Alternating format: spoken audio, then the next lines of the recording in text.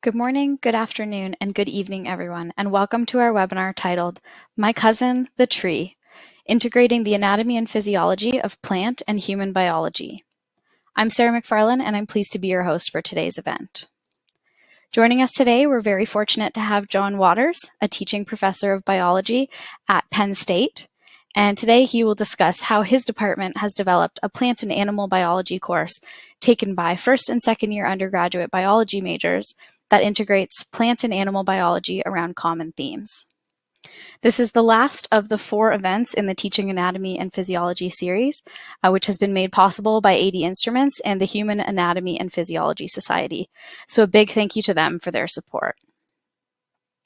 For over 30 years, 80 Instruments has been creating simple, flexible tools to help scientists and educators record and analyze data quickly and efficiently. 80 Instrument Solutions brings active learning to your lab, classroom, or online course with easy-to-use software platforms, interactive content, and hardware, including the newly released LT sensors. 80 Instruments customizable education systems provide all the experiments, hardware, software, and lessons needed to teach and create a stimulating learning environment that guides students to connect theory and practice. If you're interested in exploring these solutions further, please see the Resources tab for links to their website. So before we get started today, I just wanted to share a few housekeeping notes to help you get the most out of the webinar. First, this webinar is being recorded and resources will be made available following the event, so look out for an email for that. Next up, if the webinar panels look too big or too small, you can zoom in or out in your internet browser to adjust the viewing area. You can also resize some of these panels and make the media panel full screen. Please send questions, thoughts, and comments to us using the Ask a Question box next to the media window at any time. And you can also take a look at that resource panel where you'll find a few links associated with today's event. We'll also be running a number of audience polls during the webinar and a survey at the end, so please chime in and share your perspectives with our team.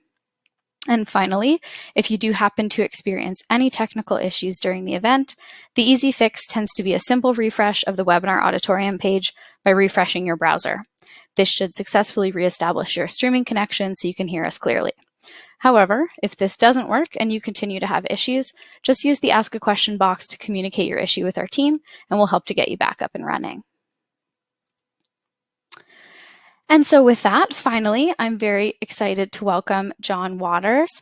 John, it's a pleasure to have you with us today, and the floor is yours whenever you're ready. Oh, thank you, Sarah.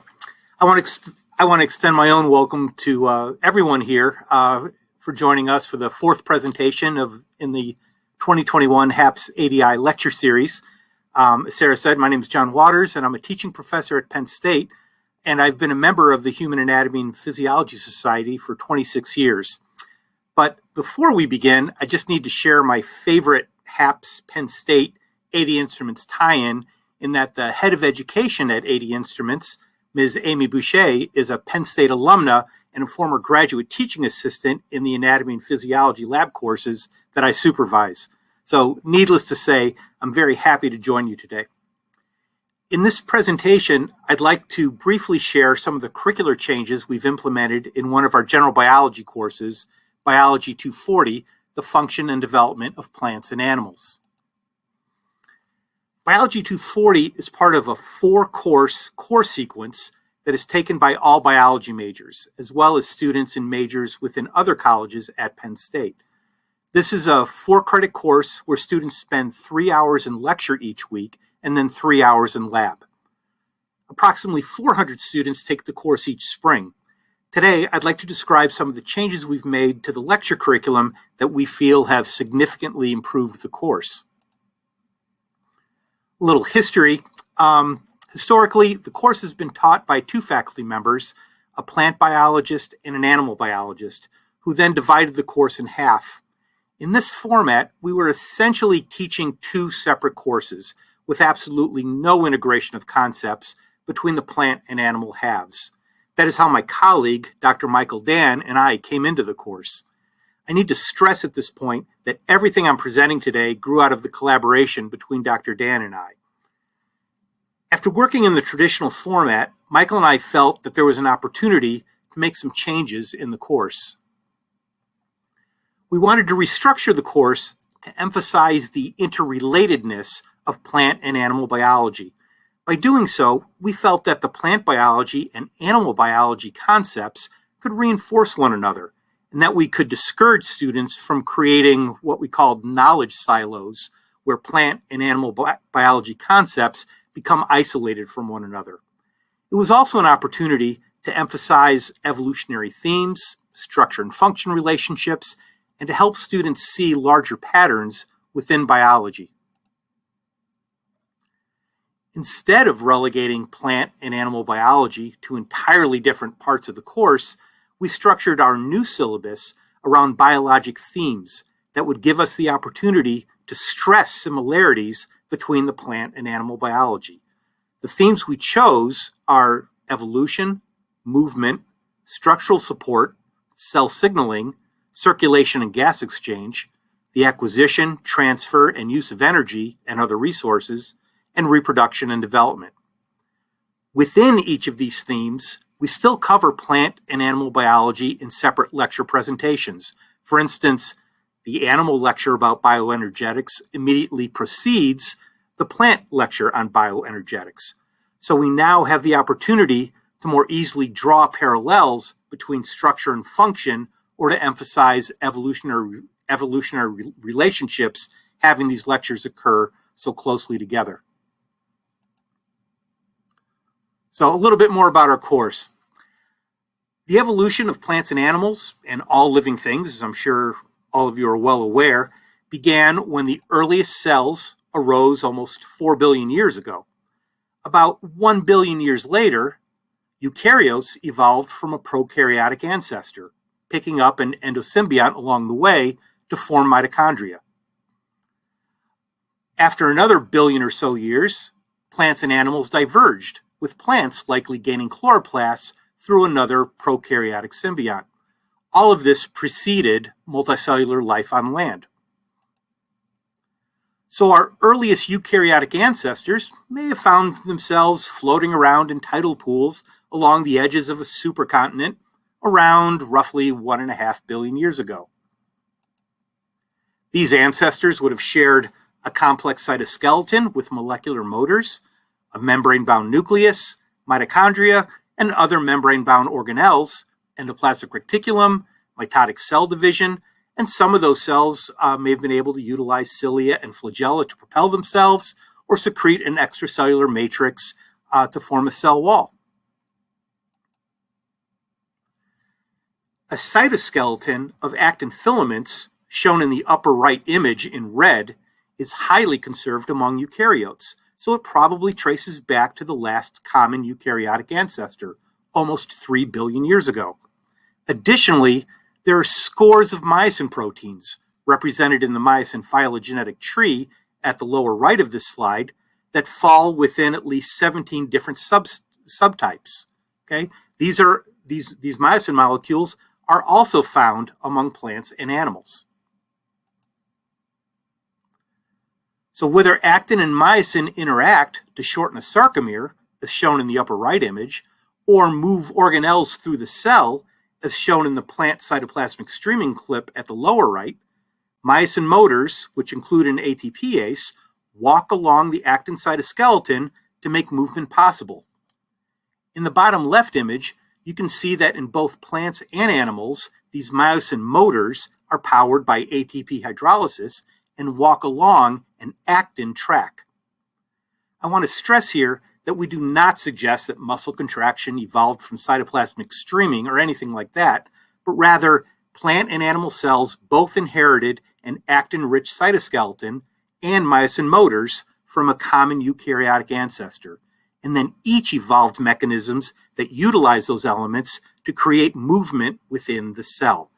It is comparisons like these which we believe help students focus on larger patterns. This way, the plant biology and animal biology each reinforce one another, helping our students form more complex connections between individual concepts. While some prokaryotes can secrete a cell wall, the cytoplasmic machinery in plant cells allow them to secrete a cell wall utilizing cellulose. And as my HAPS colleagues know, animals can secrete a variety of substances to create different forms of extracellular matrix. For instance, if we compare the cell wall of a general plant cell, shown at the upper right of this slide, with the bone cells below, you will notice that both secrete an extracellular matrix that includes polysaccharides, such as pectin and cellulose in plants, and mucopolysaccharides in animals, as well as proteins. With the addition of other components, such as the calcium phosphate and calcium carbonate in bone, both plants and animals can form an extracellular matrix that resists compression, but also maintains a degree of flexibility. Evolution likely selected efficient arrangements of this extracellular matrix in both plants and animals independently. For example, both osteons and tree trunks take advantage of how well columns resist compressive forces to support animals as large as dinosaurs, as well as trees that may weigh several tons.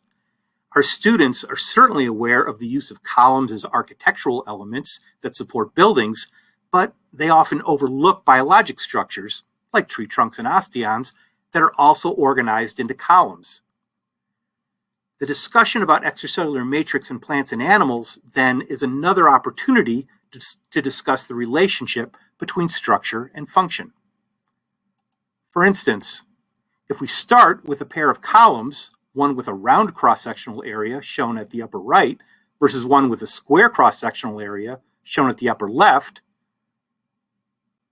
and then I begin to load each column with a compressive force, in this case, my granddaughter's books, the column with the square cross-sectional area will collapse first due to a weak point halfway between the corners, which make the square column more prone to buckling.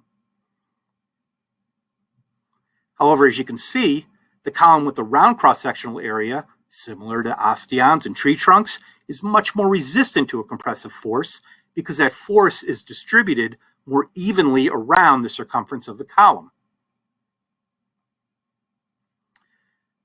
However, like bone and tree trunks in real life, any column that can eventually buckle if enough force is applied.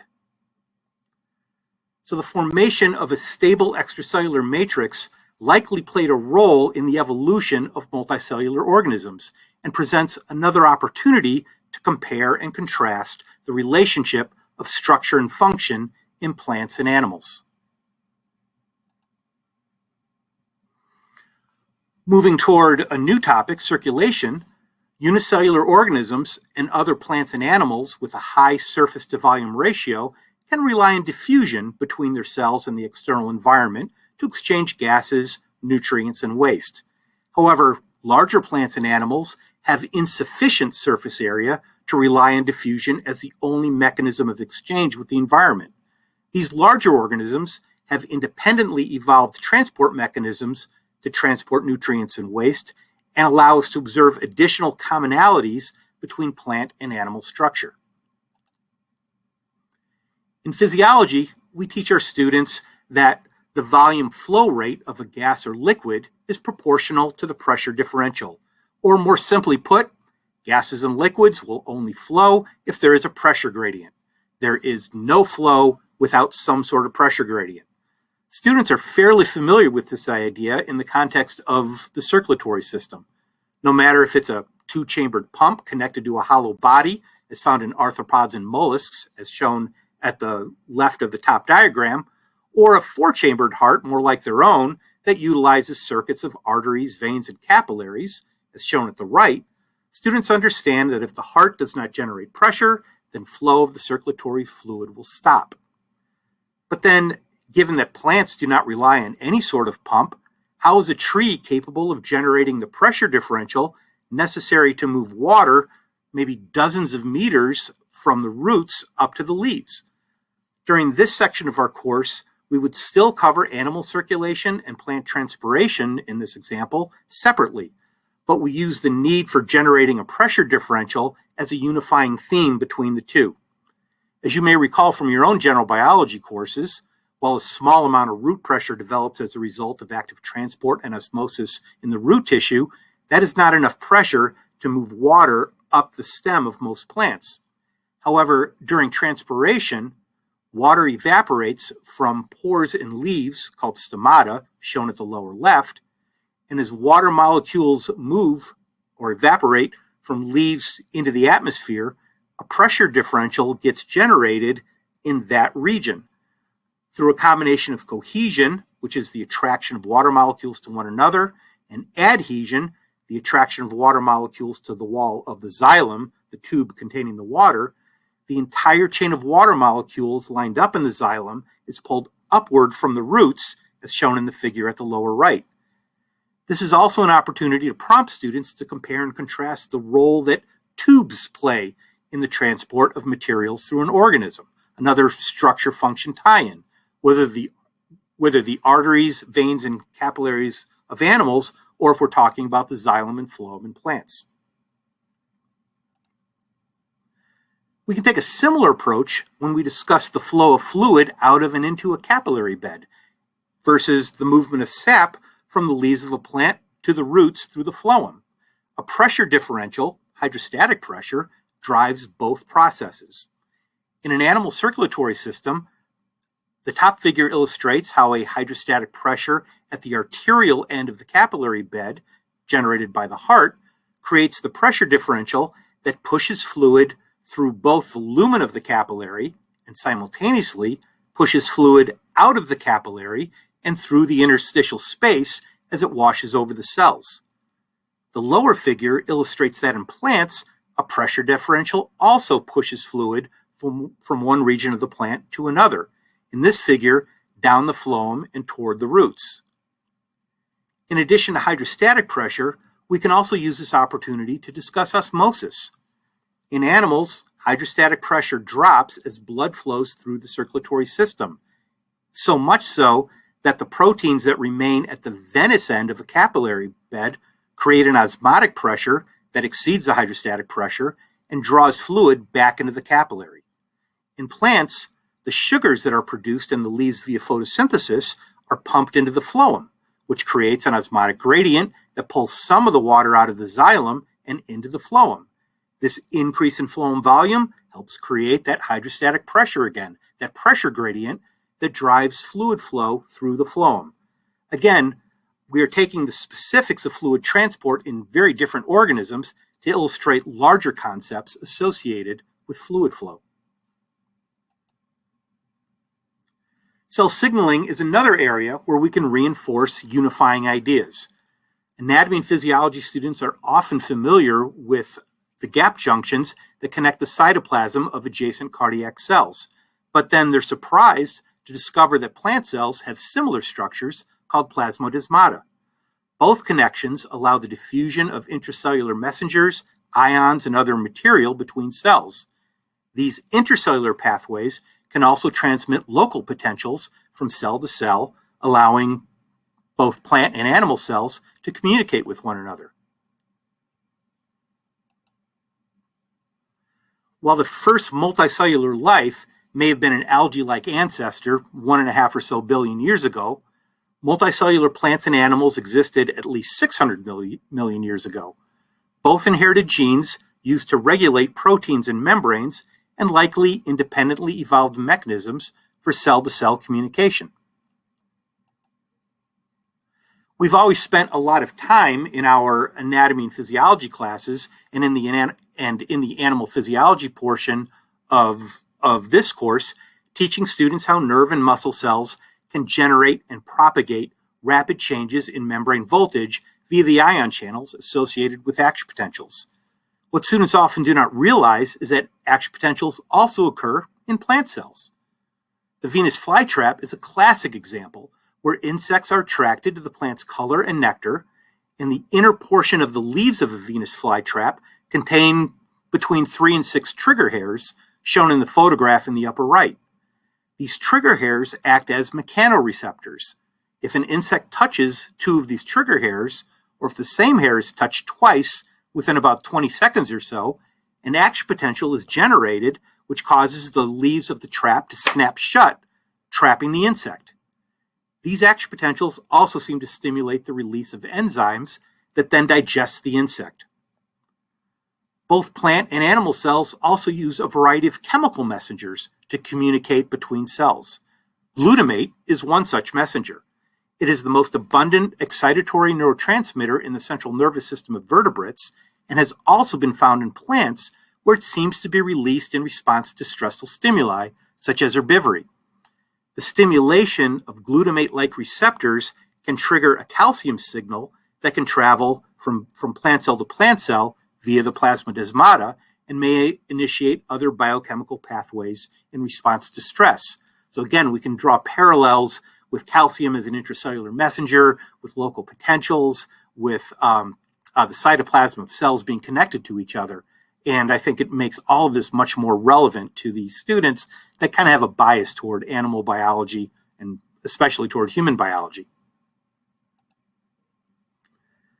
Signaling throughout the entire plant may also be possible via action potentials, which have been shown to travel along the phloem of some plants in response to some stimuli, almost like nerves. It's been proposed that these action potentials may be integrated with other plant signaling pathways as the plant responds to stimuli.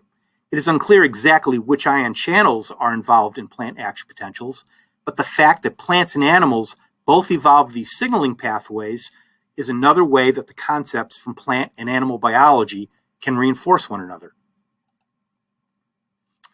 So plants and animals share this common eukaryotic ancestor that incorporated an endosymbiont, which formed mitochondria, and sometime later, plants incorporated that second endosymbiont that became the chloroplast.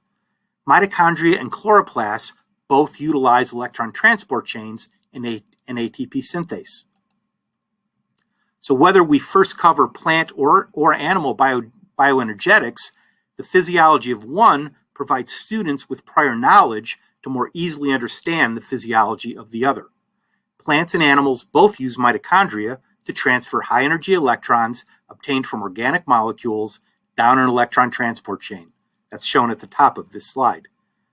That generates the hydrogen ion gradient, which is really an electric current, which supplies the energy to ATP synthase to build ATP from ADP and phosphate. The streaming chloroplasts we observed earlier use a similar mechanism where electrons excited by light energy are transported down another electron transport chain and also provide the energy needed to generate their own hydrogen ion gradient, which powers the ATP synthase in chloroplasts. We believe that emphasizing these common themes makes our pre-medical students a little less likely to dismiss plant biology. In the previous version of the course, when plants and animals were taught separately, the students treated the plant portion as something to be survived before they got to the good stuff, the animal stuff. All right? But this way, we think the students are less likely to dismiss the plant biology, and we're reinforcing central concepts across all organisms. We stress similar commonalities when we cover plant and animal reproduction and development. We still spend entire lectures discussing the specific details of plant reproductive biology and separately animal reproductive biology using model organisms. But by placing both the plant and animal lectures together within the reproductive and development portion of the course, we can emphasize and reinforce common themes such as the challenges faced by both plants and animals as they moved from an aquatic environment, where the transport of gametes, maintenance of cells, and nourishment of the embryo were more straightforward, and then transitioned to land, where desiccation, gamete travel, and embryo nourishment became much more of a challenge that were solved by the evolution of seeds in plants and amniotic eggs in animals.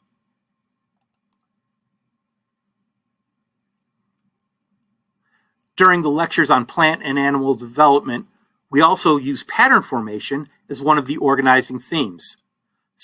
Students observe that plants and animals have an organizational structure, and we'll even spend time in class to ask the students to list the organizational patterns they see in plant and animal images that we project on the screen. For instance, plants have leaves above the ground and roots below. Animals have a head on one end and a tail on the other. Furthermore, the leaves of plants have an adaxial or upper surface and an abaxial or lower surface, just as animals can have a dorsal surface and a ventral surface. This is another case where plants and animals used their genetic eukaryotic toolbox to independently evolve different developmental pathways. Plants use Madsbox genes to regulate the development of their body plan, while animals use Hox genes to do the same. Both types of genes are present in both plants and animals, but they code for different regulatory proteins. The important thing in our course is to get students to think about the patterns we observe in plant and animal body plans, and how the structure of the organism as a whole, as well as its individual parts, determine the function. So we set out on this path because students did not seem to like learning plant and animal biology as a divided curriculum very much. For that matter, the instructors teaching the course did not like the course very much either. Teaching plant and animal biology during separate halves of the course seemed sort of like a shotgun wedding, or maybe at best, that a spoonful of human A&P helps the plant biology go down. In the divided curriculum format, student comments were often negative about the plant portion of the course. As I said, they'd survive it. They'd put up with it until it got to the animal part. And overall, the course received low ratings on our end of semester course evaluations. Now, to be honest with you, the first time we taught the course using this integrated curriculum, the students hated it. It was horrible. We still took a team teaching approach that semester, and in the written comments, the students told us that they perceived the course material as being extremely fragmented. They weren't sure what to study and when to study it. Fortunately, at Penn State, instructors are encouraged to take risks, and we understand that good things may be happening in a course even when the course evaluations seem very low. The second semester that we used the integrated curriculum, Dr. Dan took over the entire course, and he smoothed the rough edges and made the plant and animal connections much more explicit. And that was really, really important. Students appreciated his work and reflected that both in their comments and their overall evaluation of the course. So after going through this, we feel that our experience demonstrates that integrating plant and animal biology does not need to feel like that shotgun wedding.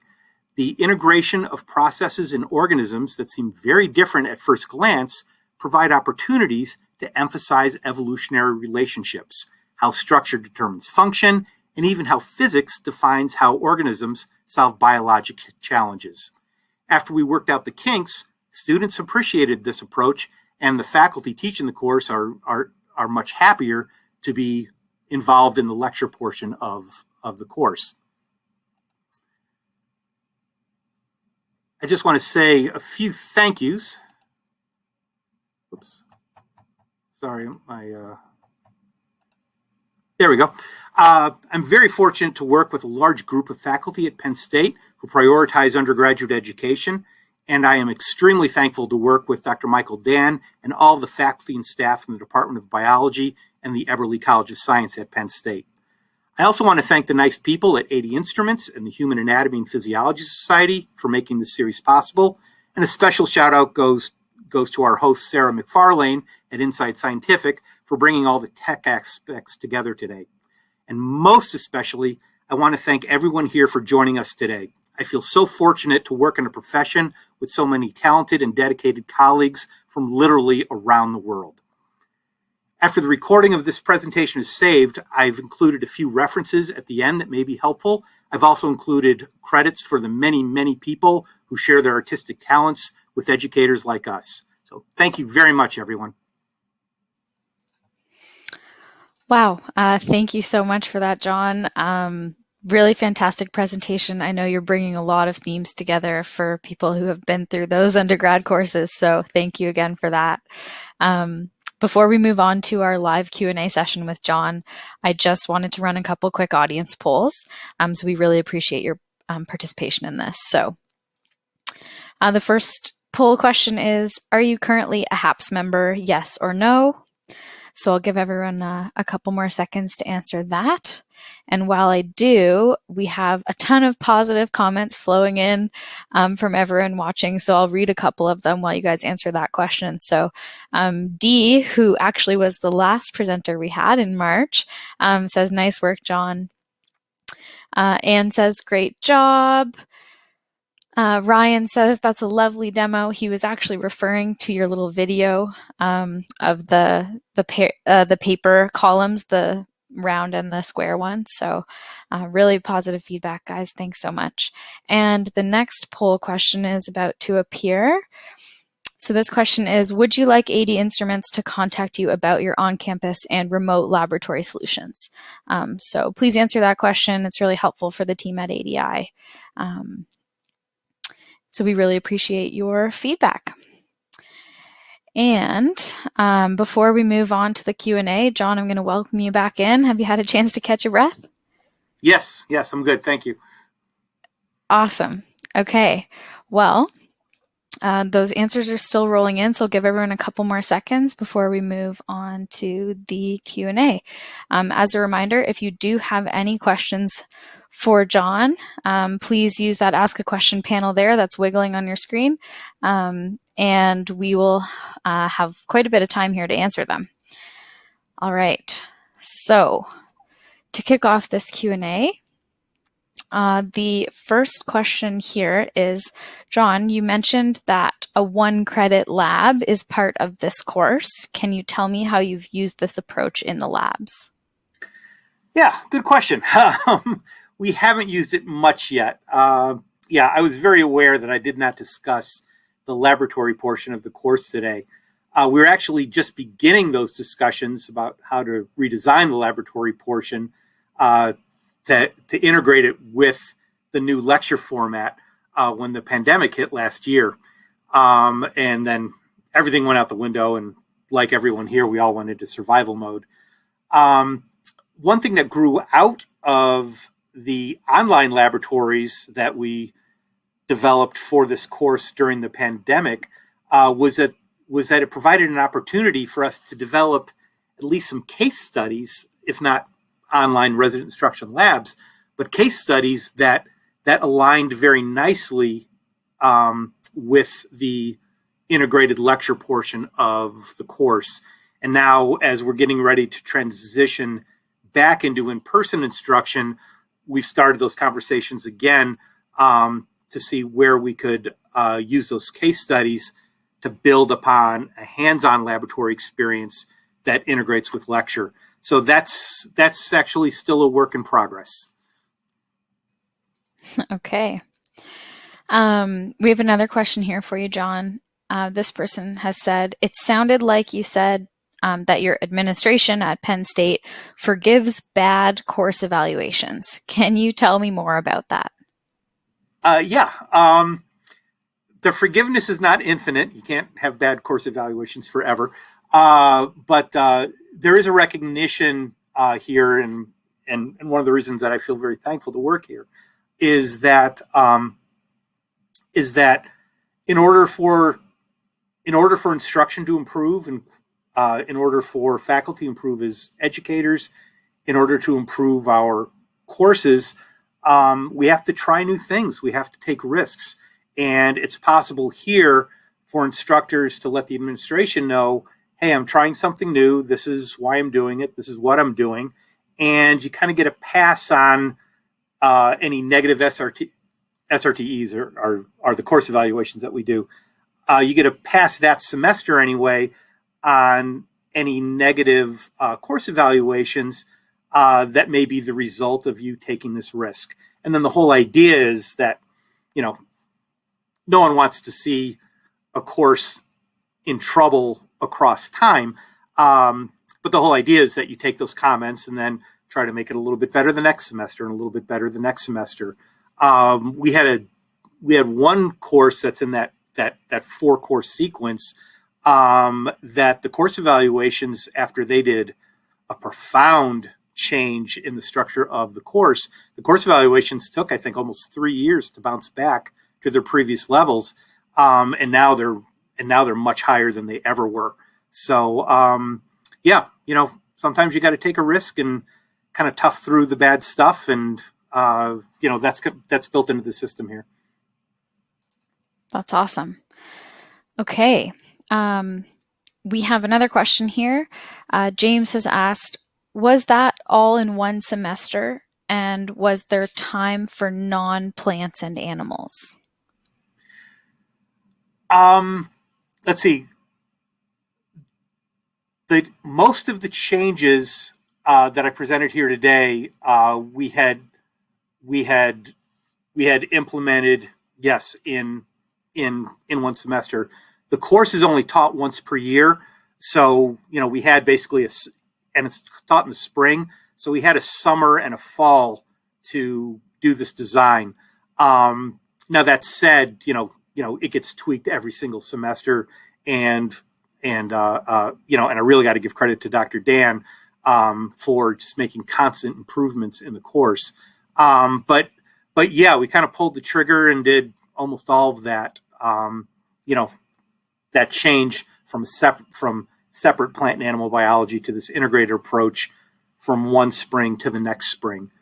Whether or not we do non-plants and non-animals, not so much. I mean, this is specifically a function and development of plants and animals course.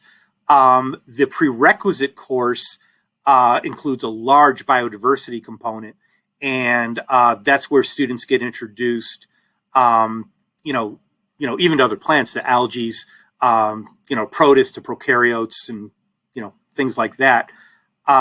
This course tends to focus, for plants, tends to focus mostly on land plants, on angiosperms and gymnosperms, and even though we use different animal models, say to illustrate different reproductive strategies or different types of respiratory physiology or whatever we happen to be covering, we have so many pre-meds in the course that there are a good number of references to vertebrate and even human biology as well.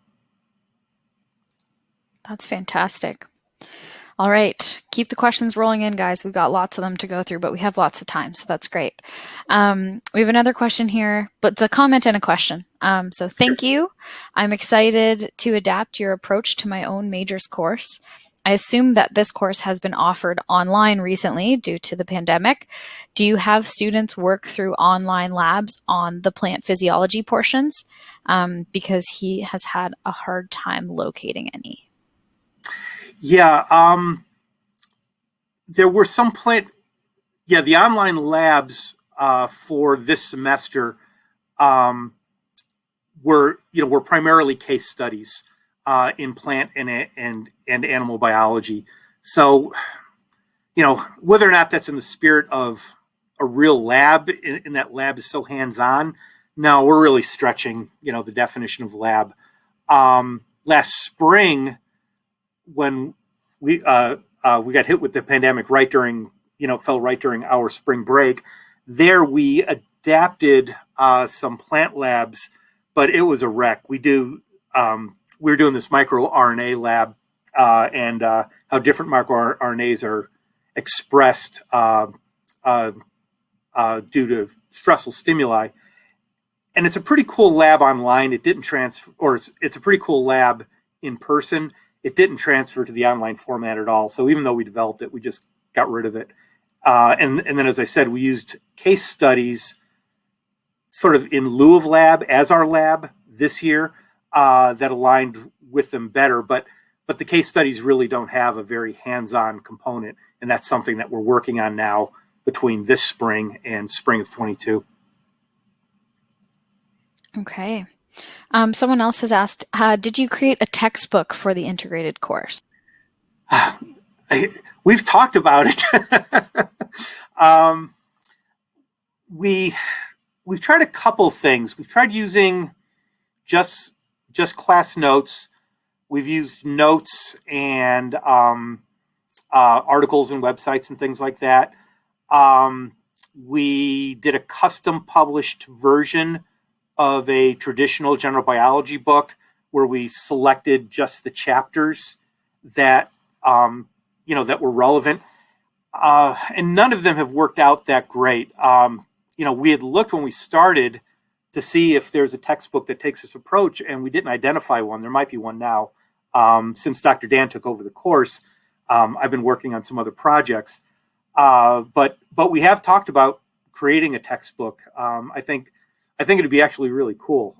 Again, it just takes time, right? 24 hours, 365 days a year. That's what we all have. But I think something like in an OpenStax format would be amazing, or maybe, and I'm just brainstorming, as my colleague Kevin Petty says, just friends talking. Maybe taking some of that material and rather than reinvent the wheel, reformatting it in this, with this approach might be, might be useful. Yeah, for sure. That'd be great. So we're going to keep taking questions. Before we move on, I did want to remind everyone that there is a survey. So I will bring that up on your screen now. Before you leave today, if you would fill that out, that'd be really appreciated from the team. And I will continue with our Q&A. So we have another question here that is, what are the prerequisites for this course? So, as I mentioned, this course is part of a 4-course sequence. We used to do a Biology 101 and 102, but we felt that there were, that there are too many foundational concepts that needed to be covered that we could fit in reasonably into a 2-semester sequence. So we moved to a 4-semester sequence. The very first course is a foundation in biology course, which covers, Darwinian evolution. Biologic chemistry, just kind of a quick review. Darwinian evolution, a little bit of population genetics, like Hardy-Weinberg kind of stuff. Origin of life, Mendelian genetics, and then a big biodiversity component. That is the course. That course serves as a prereq then for each of the 3 other courses. The 3 other courses can actually be taken in any order, but the other 3 courses in the 4-course sequence then are an ecology course, a molecular biology course, and then the course that I described today, the function and development of plants and animals. So there's only one prereq for our course, that first one. Okay, great. Sounds like a good group of courses to be in. We have another question here that says, can you share some of the lab case studies? Yes. Can I share those through you, Sarah, afterwards? Is there Absolutely. a way for you to share them? For sure. Yeah, we'll do that. I'm writing a Post-it note. Yeah, we can definitely. I'm in the office. We can definitely upload them to the resources section. So for those of you who are interested in looking at those lab case studies, once this webinar is flipped on demand, you will receive an email that gives you login information. You'll log right back into the room almost as it is today, but you'll be able to hit play and listen to John's whole presentation again if you're interested. But you'll also have access to that resources tab where we will upload some of those resources that John just described. So you can check that out later today or maybe early tomorrow to access those resources. Yeah, it'll probably be a tomorrow thing. I don't think I can do it today yet.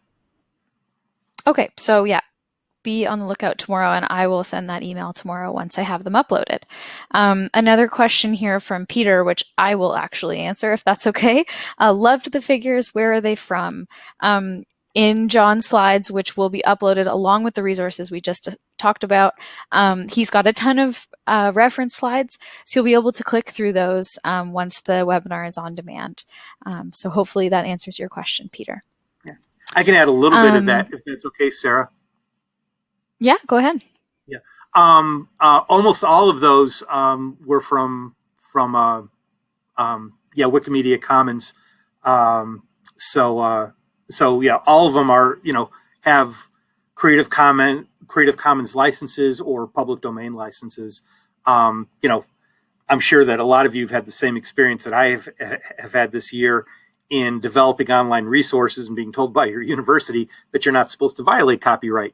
We developed some experience finding images online that that we could legally use, and I'm amazed at how generous illustrators have been with their artistic talents by sharing these through Creative Commons. So that's where most of them came from, and I have links to each individual one that, as Sarah said, we'll post. Great. So we've got another question here from Karen. Karen has said, in our introductory biology course for majors, it's taught as your original model, and one common student complaint was the difference in exams and teaching style between co-professors. Not necessarily that one is better or worse, but just different. How do you handle exams and grading? Since Dr. Dan took over the course, that's become a moot point, because now there's one instructor that that does the entire course. I am involved in some other courses. For instance, our Anatomy and Physiology 1 lecture during the fall, we run 2 different lecture sections of that, and the faculty involved in those courses meet every week and actually write exams together.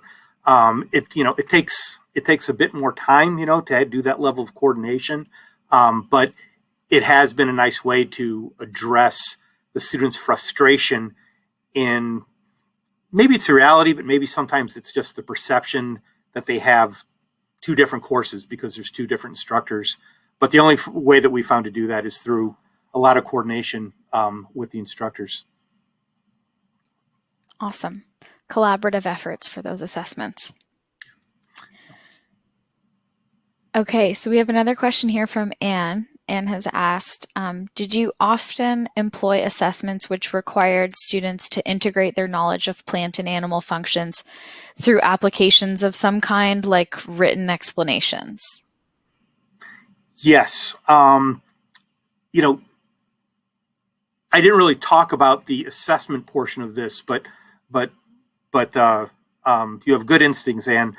The redesigning the assessment part of this course was also a huge effort. Writing questions that capture both, that push the students up more toward that application and analysis level of thinking has taken a lot of time too, and really is a continuing effort.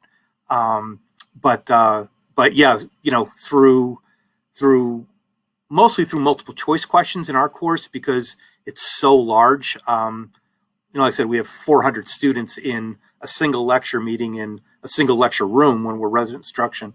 A lot of it has been just to try to write good, high quality, higher order questions like that.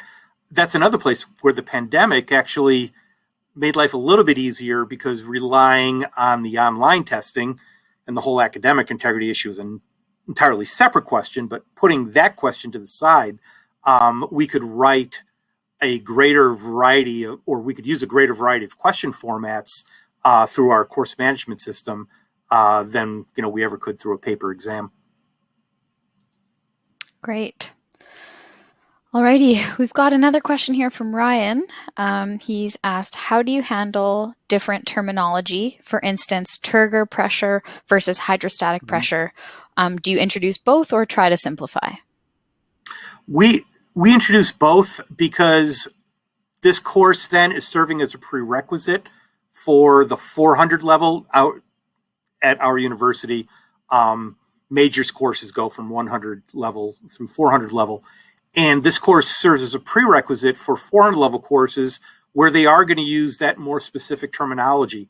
So both in a plant physiology course and in a human pathophysiology course, we need to cover both so that they can make that transition. Right. Okay. Sorry, I had a brief moment of panic when my screen went up. Oh, that's scary. Everything's good. Okay, great. Dee has asked or has said, John, talk to me about how we create interactive, self-directed learning modules, similar to a textbook, but interactive, using ADI's LT platform. I have not used ADI's LT platform yet, so I can't be that specific. I'm guessing that you've spoken with a colleague that I've been co-teaching with about interactive, self-directed lessons. And that's been another kind of positive thing, I guess, that grew out of this pandemic experience, where we started. We've been creating online lessons, actually built in a upper level a medical physiology course that I'm teaching, built around D. Silverthorne's textbook, where we structure every week's lesson using a self-regulated learning model,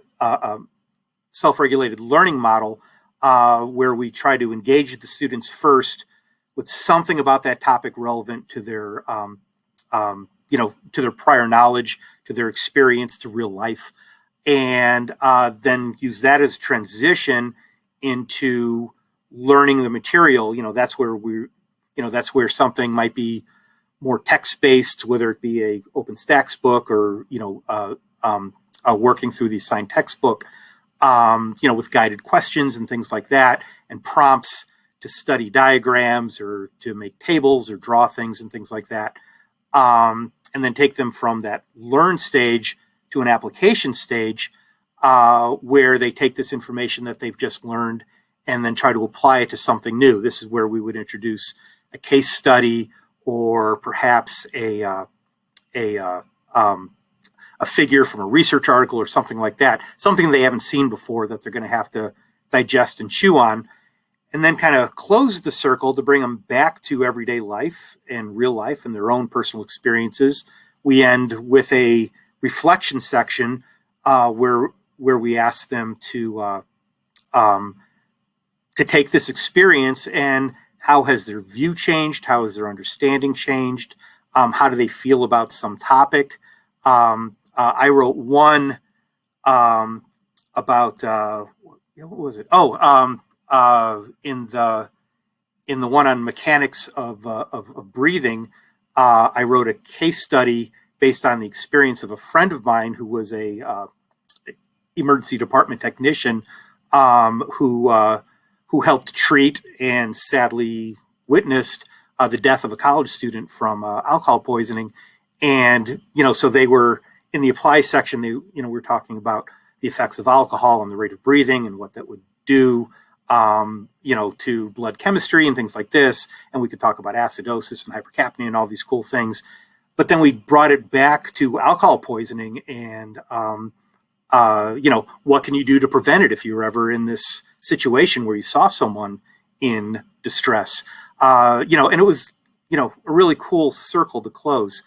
So that's the approach that we've been taking, trying to develop self-guided interactive lessons.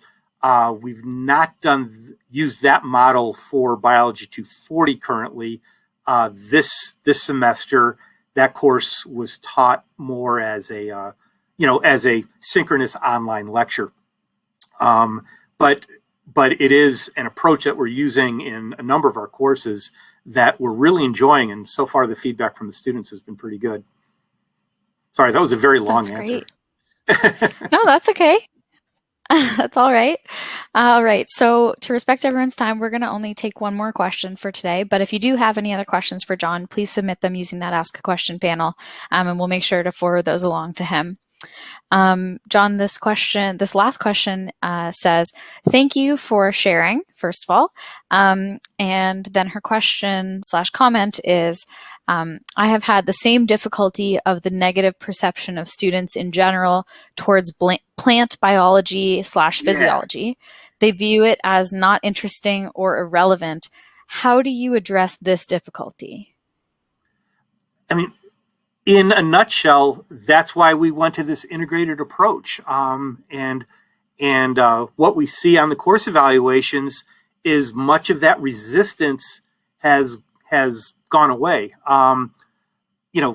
Among the various teaching and learning theories, there's various ideas about what motivates students.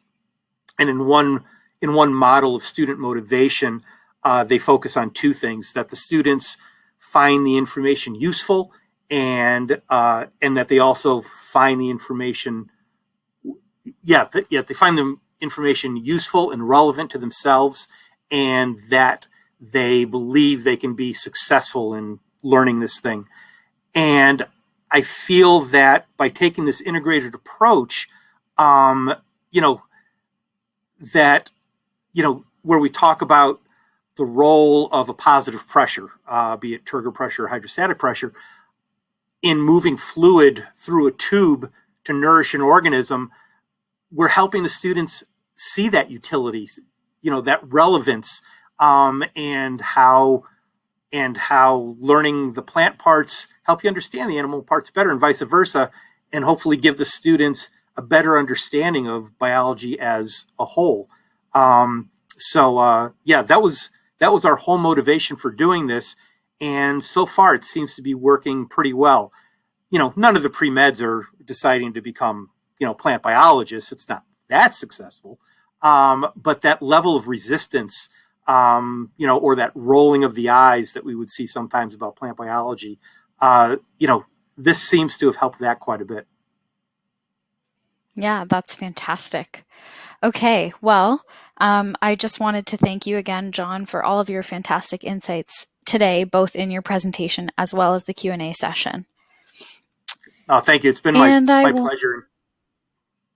Yeah, we love having you. And I also wanted to thank everyone for joining today, to attend the webinar and taking time out of your day. I know everyone's super busy. Again, today's webinar was recorded and will be available soon. So look out for an email giving you access to the video recording and all of those fun resources that we talked about that John will supply. So that'll likely be tomorrow.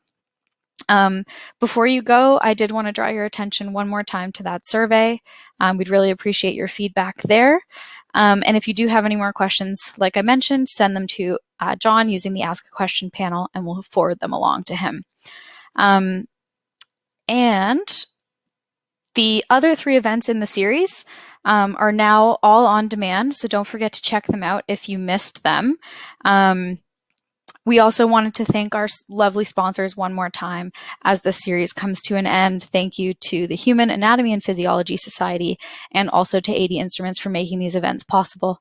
We've gotten so much positive feedback about all 4 of them, and we're really happy to be able to produce them for you guys. So thank you again for taking part in this webinar and the whole series, and we look forward to having you all with us again soon.